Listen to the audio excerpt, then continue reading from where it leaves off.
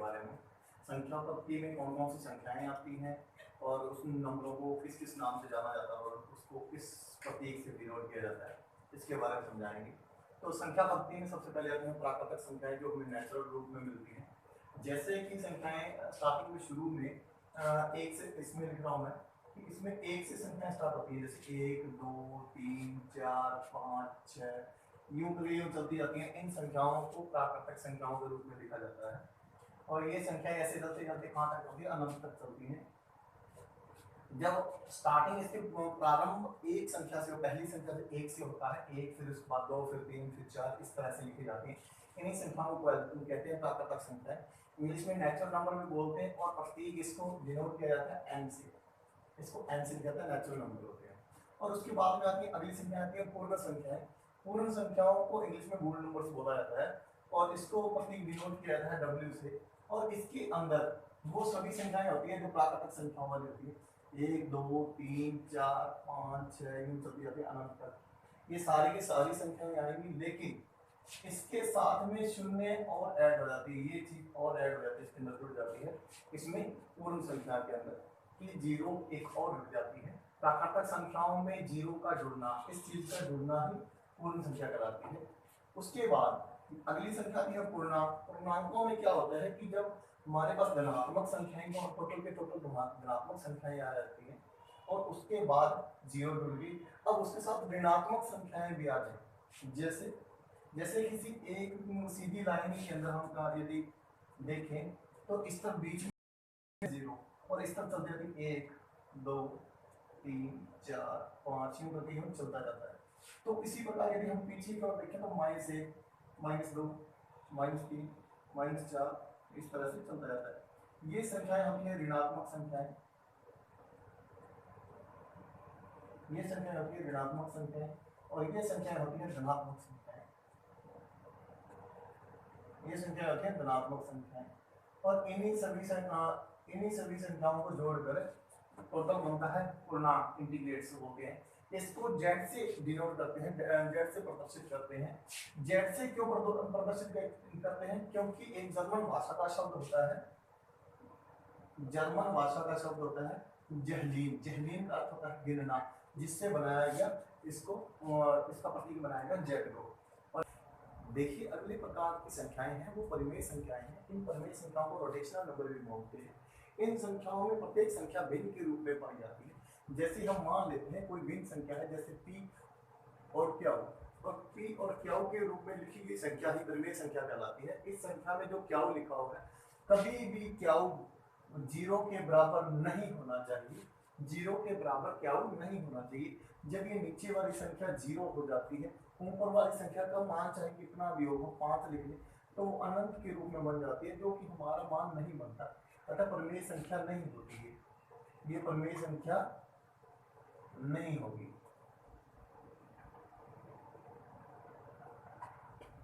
जबकि परिमेय संख्या हमेशा भिन्न के रूप में ही पाई जाती है। जैसे कोई भी संख्या लिखें, मान लिया हमने यहाँ पे लिया 5/7, यहाँ 11/13, यहाँ पे 19/24, है ना। ऐसी कोई भी संख्या लिखें तो ये परिमेय संख्या कहलाती है।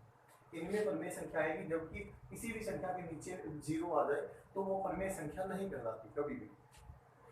उसके साथ साथ में हम देखते हैं कि इनके अंदर कौन कौन से नंबर्स आ सकते हैं जो परिमेय संख्याएं कहलाती हैं। इसके अंदर में जो हमने लिखा था, शुरू में लिखा था पूर्ण संख्याएं, पूर्णांक संख्याएं और प्राकृतिक संख्याएं। तीनों संख्याएं होती हैं। प्राकृतिक संख्याएं, पूर्ण संख्या और पूर्णांक संख्याएं, ये सभी के सभी परिमेय संख्या के अंदर सम्मिलित होती हैं। क्या होती है? सम्मिलित। ये तीनों संख्याएं इसके अंदर विद्यमान होती हैं और इसमें कोई भी नंबर आ सकता है जो भिन्न के रूप में लिखा जाए, वो परिमेय संख्या कहलाता है। इसमें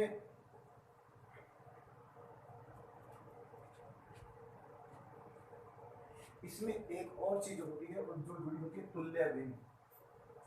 अब ये तुल्य भिन्न क्या कहलाता है? तुल्य भिन्न कहलाता है जैसे कि किसी भी संख्या का भिन्न लिख लिया, मान लिया मैंने 1/2 लिख लिया। अब इसमें परिमेय संख्याओं में कोई भी संख्या यूनिक नंबर नहीं होती, यानी कि कोई भी विशेष नंबर नहीं होता है। उसकी जैसे और भी नंबर्स बन सकते हैं। जैसे मान लिया 1/2 लिख लिया, इसके जैसा अब ऊपर हम 2 का गुणा कर रहे हैं एक के साथ, तो 2 एकम 2, और ऊपर 2 का गुणा किया है तो नीचे भी 2 का ही गुणा करेंगे, तो 2 दूनी 4।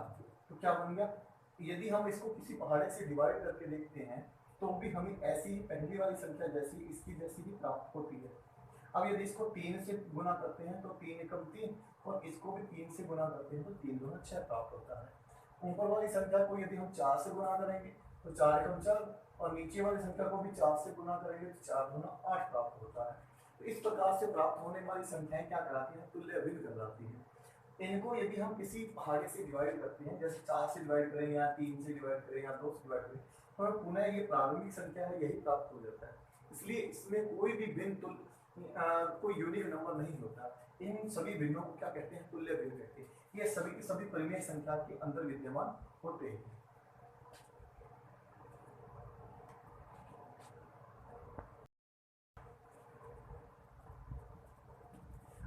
अब आगे हम संख्या पद्धति में अपरिमेय संख्याओं को देखते हैं।